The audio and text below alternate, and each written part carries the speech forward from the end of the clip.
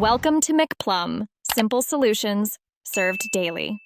You start in Settings because Windows centralizes power and display timeouts there.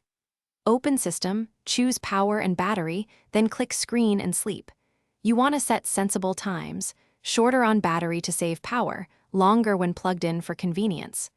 Once done, pick values for both on battery and when plugged in from the drop-downs. This first step changes the screen timeout that effectively controls how long the lock screen stays visible before the screen turns off. Now you set exact timeouts so Windows acts predictably. In Screen and Sleep, select a minute value for when the device is on battery and another for when it is plugged in. You choose shorter times on battery to conserve charge and longer times when plugged in to avoid interruptions. Make sure to test a 5-minute range for battery and 15 minutes for plugged in, depending on your workflow. Once selected, Settings saves automatically. Move on to lock testing in a moment.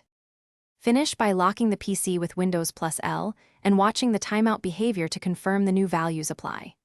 If you don't see expected options, make sure Windows is up to date and then open Control Panel, right arrow Power Options to edit your active power plan. In Advanced Power Settings, expand Display to change any hidden lock or console timeouts. If settings still won't change, reboot and recheck. Sometimes a driver or policy blocks updates. And Control Panel, give.